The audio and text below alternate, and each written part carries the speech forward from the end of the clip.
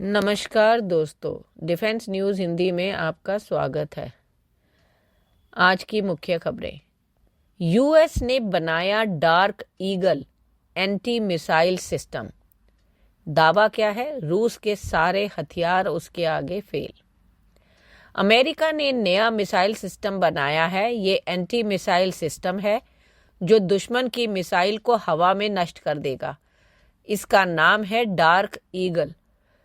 इसमें medium range की मिसाइलें लगी है जो दुश्मन मिसाइल की तरफ 20,826 किलोमीटर पर आवर की गति से बढ़ती हैं।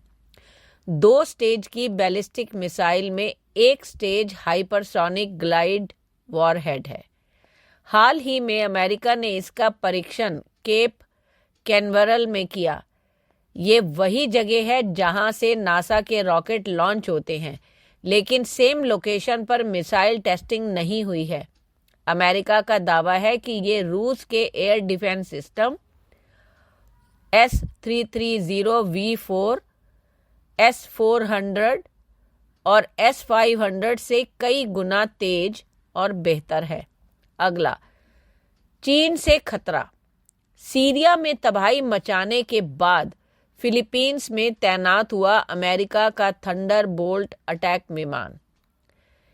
11 दिसंबर 2024 को अमेरिकी वायुसेना ने अपने खतरनाक और घातक ground attack aircraft A-10 Thunderbolt 2 को फिलीपींस में तैनात कर दिया है। इससे पहले इसी फाइटर जेट की फ्लीट से अमेरिका ने सीरिया में भारी तबाही मचाई थी।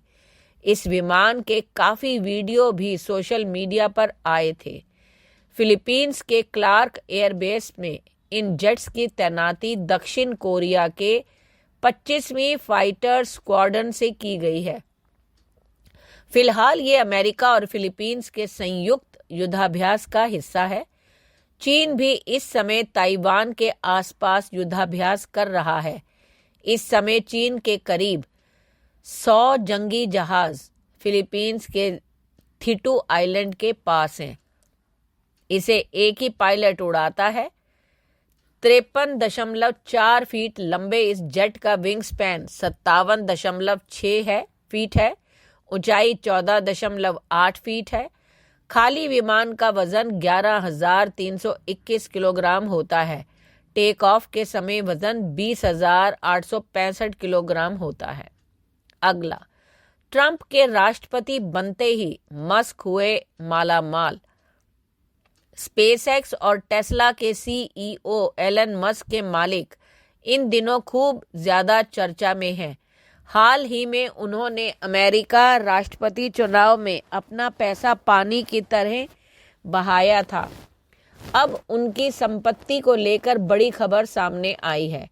ब्लूमबर्ग की रिपोर्ट के अनुसार मस्क $400 बिलियन की कुल संपत्ति तक पहुंचने वाले इतिहास के पहले व्यक्ति बन गए हैं। हाल ही में हुए इनसाइडर शेयर बिक्री और हाल के अमेरिकी चुनाव परिणामों के बाद यह उपलब्धि हासिल हुई है। अगला, पंचेन लामा पर नेपाल ने दिखा दी चीन को आंखें। चीन भले ही खुद को शांति का मसीहा और पड़ोसियों का मददगार बताता रहे, लेकिन सच तो यही है कि उसकी विस्तारवादी नीति खुल कर सामने आ जाती है। इसी कड़ी में हाल ही में उसकी पोल खुल गई।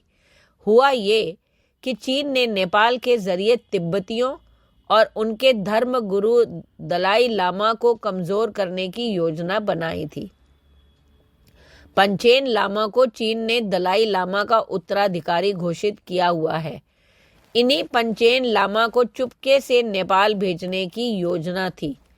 लुम्बिनी में बुद्ध जयंती के अवसर पर पंचेन लामा की उपस्थिति से चीन बौद्ध धर्म को कूटनीतिक हथियार के रूप में इस्तेमाल करना चाहता था, लेकिन नेपाल सरकार ने यह योजना विफल कर दी। अगला, सीरिया को लेकर दुनिया में एक और टेंशन। कहीं गलत हाथों में ना चले जाएं रासायनिक हथियार, यही टेंशन है। सीरिया में विद्रोही गुटों के सत्ता पर कब्जे के बाद रासायनिक हथियारों को लेकर गहरी चिंता पैदा हो गई है। अंतर्राष्ट्रीय समुदाय को डर है कि ये हथियार गलत हाथों में ना पड़ जाएं।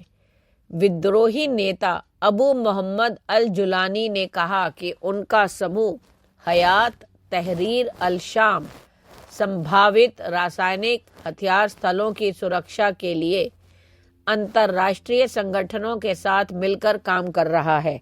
हालांकि उन्होंने यह भरोसा दिलाया कि HTS इन हथियारों का किसी भी स्थिति में उपयोग नहीं करेगा। धन्यवाद।